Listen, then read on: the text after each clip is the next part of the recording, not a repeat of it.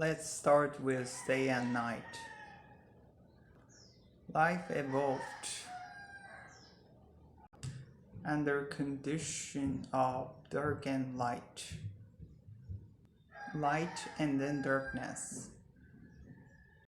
So plants and animals developed their own internal clocks so that they would be ready for those changes in light.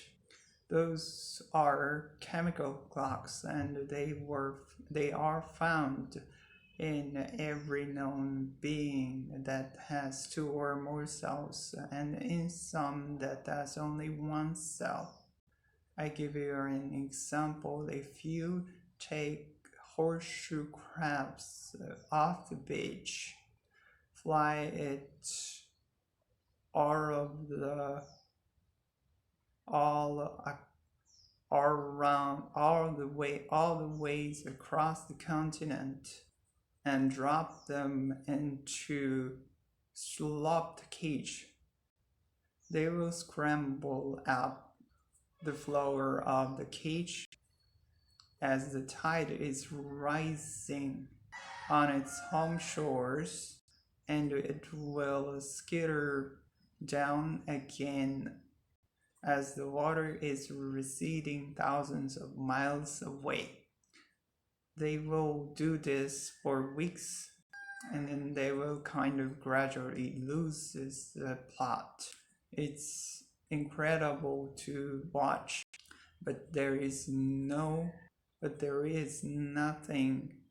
psychic or paranormal going on. It is simply that they have their own internal cycles that correspond usually with what's going on around it. Now we have this ability as well, and we call it the body clock.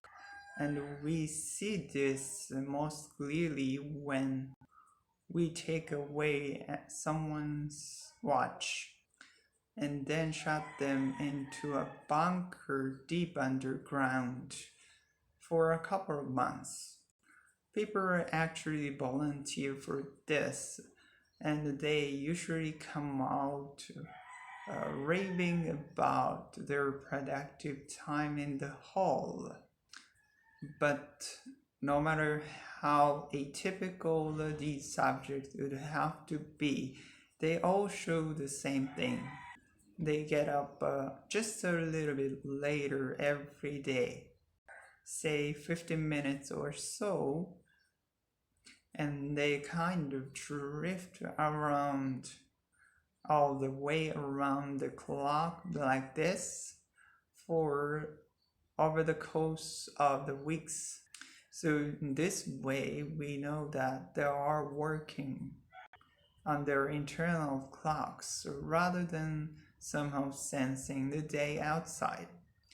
So fine, now we have a body clock, and it turns out it's incredibly important in our lives.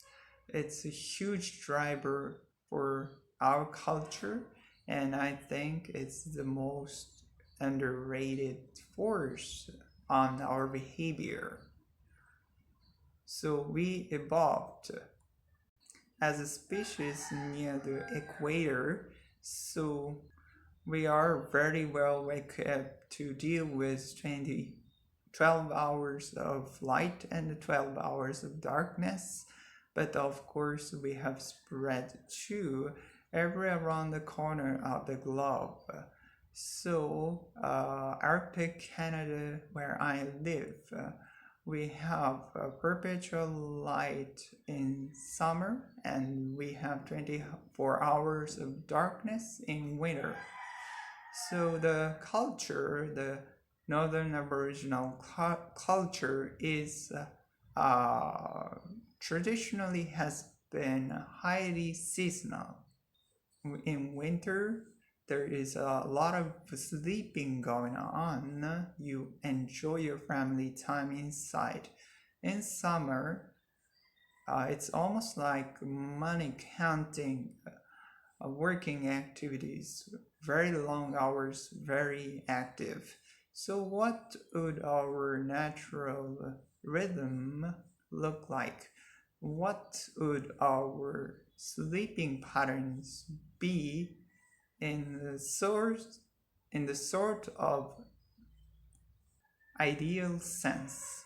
It turns out when people are living without any sort of artificial light at all, they sleep twice every night. So they go to bed around 8 p.m. until midnight. And then again, they sleep from around 2 a.m. until sunrise. So in between, there is a couple of hours of sort of meditative quiet in bed. And during that time, there is a surge of prolactin that likes of which modern day never sees. And people in these studies reported feeling so awakened that they realized that they are experiencing for the first time in their lives true wakefulness.